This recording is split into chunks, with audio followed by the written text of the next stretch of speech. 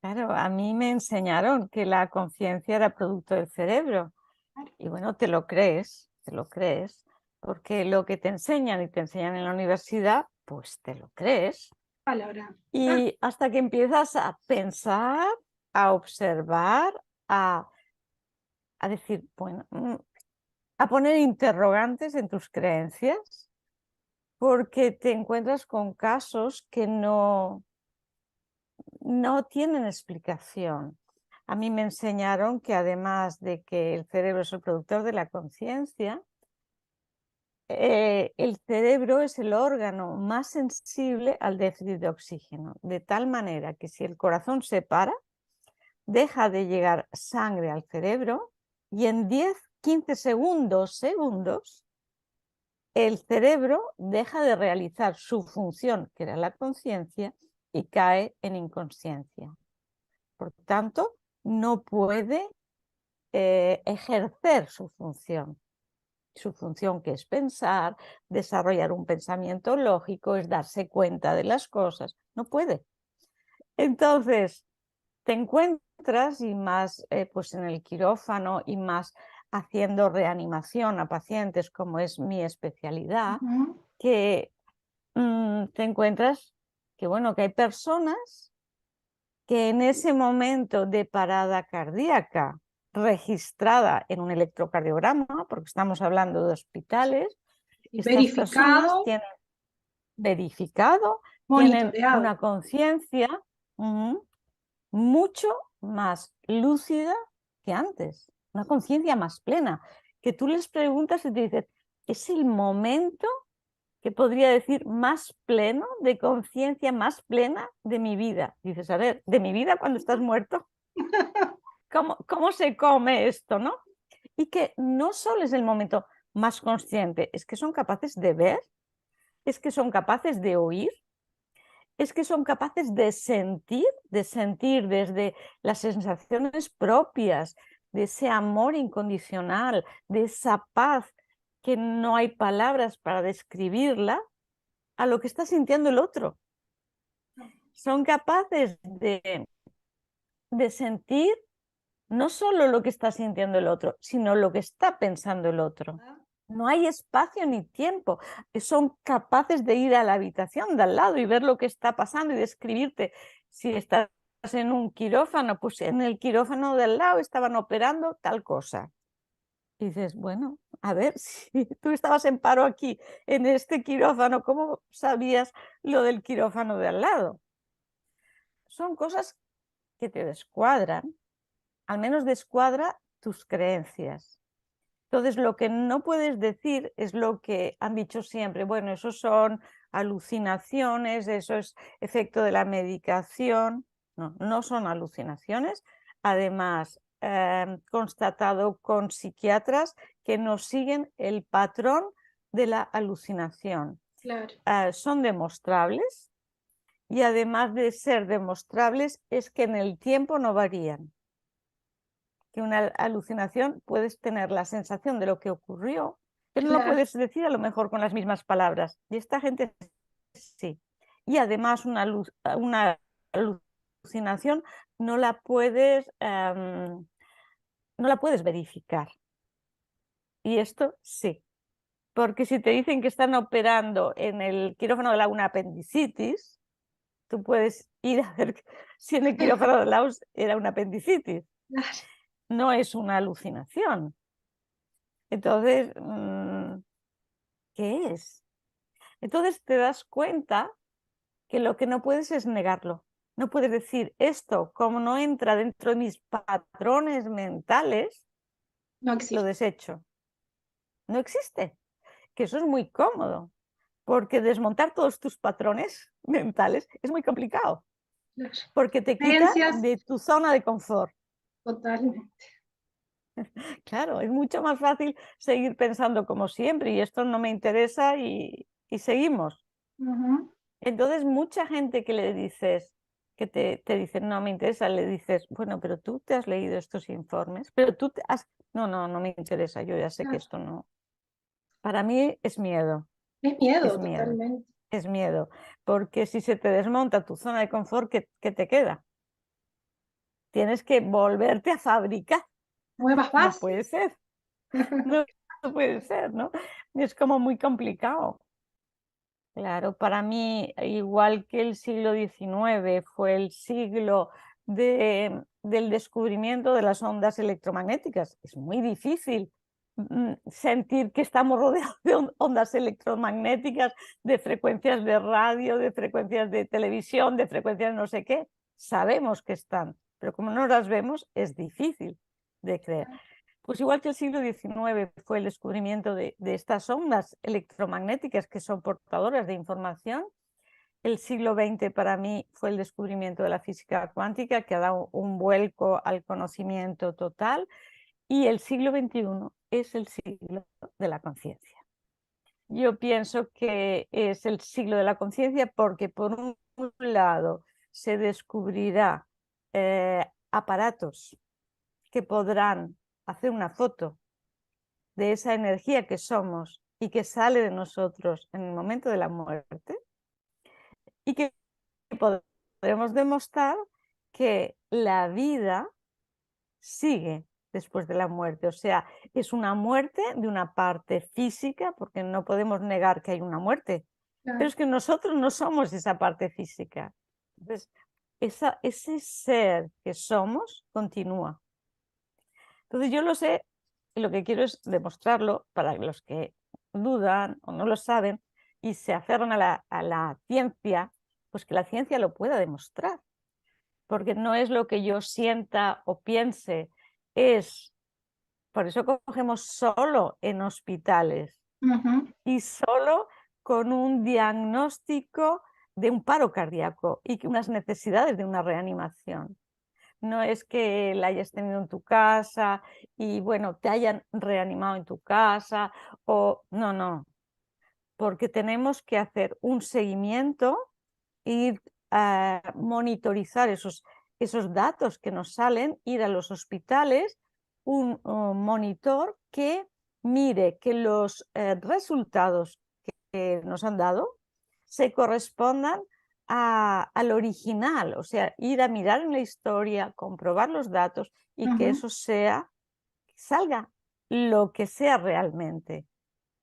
Que no se puedan poner datos a voleo, sino que sean datos que correspondan a la Verificable. realidad, registrada en cada Claro, hospital, en cada momento del paro.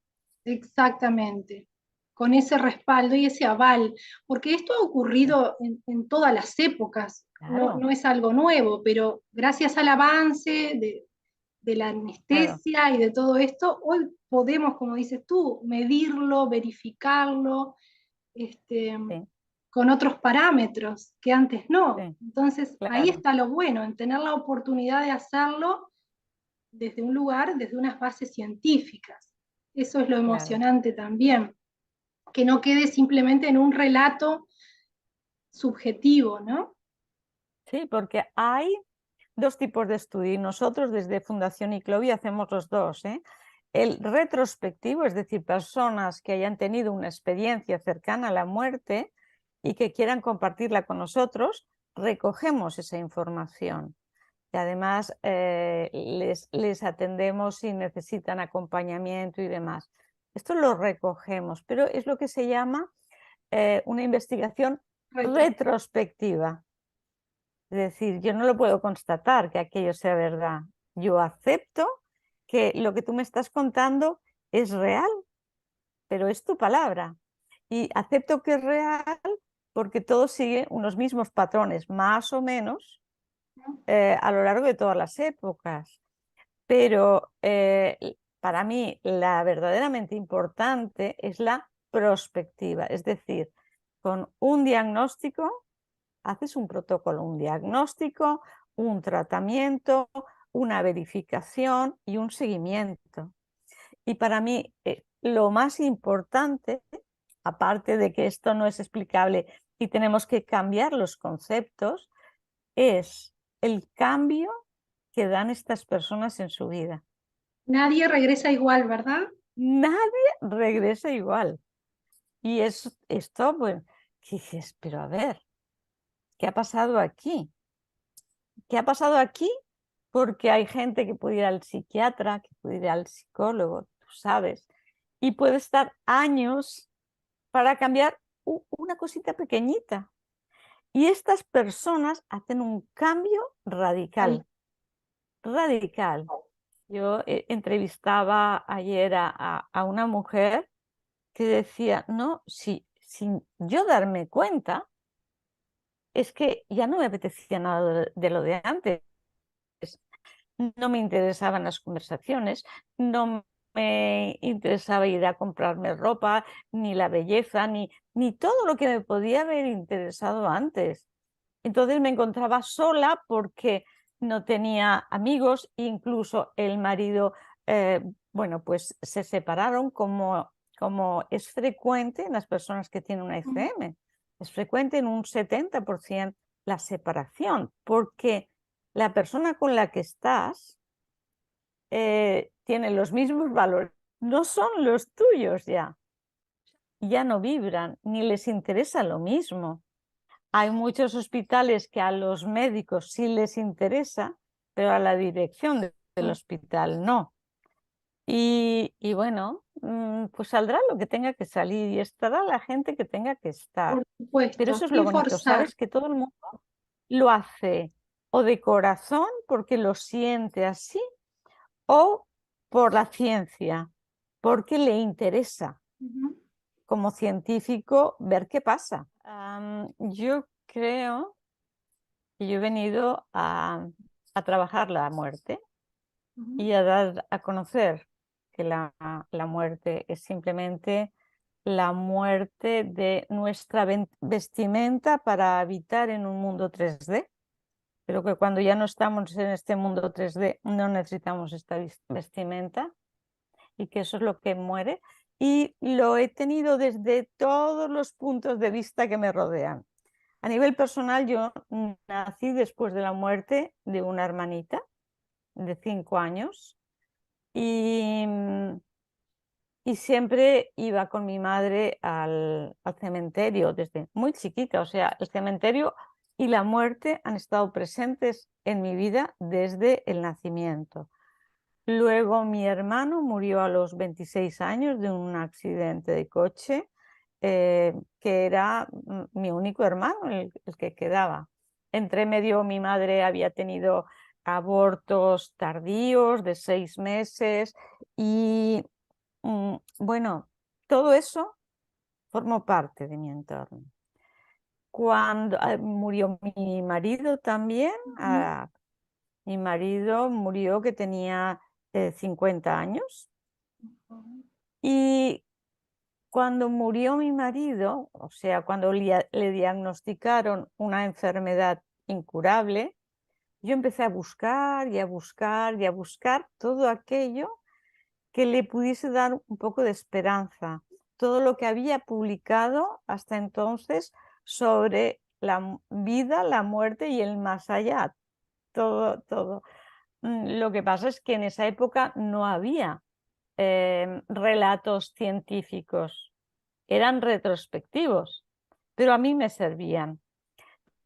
Entonces mi marido murió con mucha paz y yo pensé, si yo le he podido ayudar, ¿por qué no voy a ayudar a otros, no?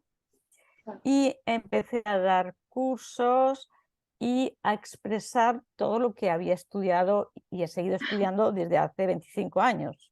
Y, y por otro lado, a nivel profesional, claro, mi especialidad era anestesia y reanimación. Yo reanimaba a muchos paros cardíacos y a veces vivían y a veces no vivían, a pesar de que siempre hacías lo mismo, habías llegado pronto, a veces eran personas que estaban muy sanas y esto había sido la primera manifestación y veías que que todo había ido bien, que era la primera manifestación, no salía y personas muy complicadas que llegabas más tarde a la reanimación salían. Bien. Y uno se plantea, bueno, es que hay una hora de entrada y una hora de salida y he estado pues en el trasplante, todo lo que te representa el alma, la vida, la energía de una persona que está muerta, que la pasas a otra persona para darle la vida. Todo eso te hace pensar mucho, Por te hace supuesto. pensar mucho, ¿no? Y bueno, en cirugía cardíaca, que también estaba como anestesista, hacíamos un tipo de urgencias tremendo, que Tremendo, el ¿eh? arco aórtico, sí, o sea, la aorta es la arteria que lleva la sangre a todo el organismo. Entonces, cuando sale del corazón, hace un arco y ya se va al resto del organismo, baja. Pero en ese arco están las arterias carótidas que van a ir a dar la sangre, la vida al cerebro. Entonces, ese arco era el que se rompía. Y para poderlo suturar, arreglar, teníamos que sacar toda la sangre del cerebro, dejar el cerebro sin sangre y volver a coser, porque el cirujano no puede coser con sangre. Entonces teníamos que reimplantar las carótidas otra vez en la aorta, en el trozo de aorta que habíamos cambiado. Claro, para eso teníamos Sí, que dejar en paro total al claro. paciente. No funcionaba ni la máquina de respiración extracorpórea, ni el respirador, ni la circulación. El electroencefalograma era plano, el electrocardiograma era plano, cero tensión arterial. O sea, todos los parámetros, respirador parado, todos los parámetros eran cero. Y uno se plantea una serie de cosas. Claro, que sabes que estás protegiendo el cerebro porque tienes el hielo, estás haciendo una hipotermia profunda de ese cerebro para poder hacer esto. Pero eso no quita que te plantees una serie de preguntas, ¿no? A ver, ¿qué pasa? ¿Estamos hablando de lo objetivo? Esto es objetivo. Claro que hay causas debajo y sabes que no pasa nada. Pero, ¿qué somos? Eh, ¿Y la energía que da vida a este cuerpo, que ahora se manifiesta en cero, dónde está? ¿Vuelve? No sé, te planteas una serie de cosas Todo, y sí, entonces sí, sí, sí. tienes la inquietud de ver cómo la respondes, ¿no? A mí me hace mucha gracia la gente que dice, no, yo si no lo veo, no creo. Y tú estás viendo las ondas electromagnéticas, las ondas de radio, las ondas de televisión, ¿las estás viendo? No, tú no puedes negar la existencia de un pensamiento, pero ¿los ves? Entonces, el amor no puedes negar que existe, pero se ve. El amor, la bondad, la verdad, todo Se eso manifiesta. se manifiesta, claro. Entonces, para mí, y lo que pasa en las experiencias cercanas a la muerte, es que no hay nada que se piense. Es una experiencia total, es un sentir, es un sentimiento. Lo que pasa es que luego ponemos la mente para intentar ver dónde ponemos, cómo podemos entender esa experiencia. Pero nadie te puede negar lo que tú has vivido. Es que no te lo pueden negar. Te pueden negar lo que tú creas, pero lo que tú has vivido, ¿quién te lo va a negar? Claro. Entonces pasamos a ver qué es realmente importante. Para mí realmente importante es el sentir.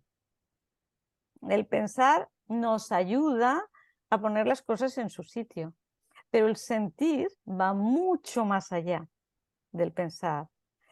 Dice algún refrán, dice, el corazón tiene razones que la razón desconoce. Y es así, el Sí, corazón va mucho más mucho más. allá. Ah, Piensa que el corazón, claro, el corazón tiene más de 40.000 neuronas. Y fíjate que las descubrieron a raíz de los trasplantes de corazón. Cuando, por ejemplo, una señora que era mayor, después de hacerle un trasplante de corazón, solo le apetecía ir a McDonald's, solo le apetecía comer hamburguesas. Y resulta que el corazón era de un chico de 13 años, que lo que más le gustaba era el McDonald's. Entonces increíble. empezaron a buscar, porque esto fue algo como muy repetitivo, y con casos impresionantes incluso de encontrar al asesino de la mujer que había donado el corazón, porque la persona a la que esta mujer donó el corazón tenía unos sueños repetitivos de una vivencia que nunca había pasado. Entonces, a través de ir al psiquiatra y al psicólogo forense, hizo un retrato robot de la persona que veía en los sueños y encontraron al asesino de la mujer que había donado el corazón, ¿no? Qué fuerte. Entonces, eso es entrelazamiento cuántico. Esos son patrones de información. Es que nosotros, si nos viésemos con alguna máquina, veríamos que nuestros electrones están saltando continuamente fuera de nuestro cuerpo, relacionándose con el entorno, con la naturaleza, con la otra persona, con los objetos. No acabamos aquí. Claro. El cerebro, nuestro hemisferio izquierdo, lo intenta frenar, porque como no entra dentro de sus creencias, No él es lo un frena. parámetro. Y de todos esos bits de información que dices tú, nuestro cerebro solo se queda con unos poquitos, que son los que corresponden a tus creencias, a lo que te resuena. Que todos estamos en esto y en la medida que nosotros podamos, pues intentamos ayudar a ese despertar, pero todo el mundo está en esto, desde la mamá que es consciente y está cambiando los conceptos a sus niños, a su familia. Todo el mundo es importante en donde esté con una toma de conciencia, porque no queda solo en esa persona, sino que se transmite tu campo coherente, ese campo cardíaco coherente que tú decías antes, cuando estás pensando, sintiendo y actuando de una manera, estás haciendo o permitiendo que las personas que estén a tu lado y entren en contacto con ese campo se alineen.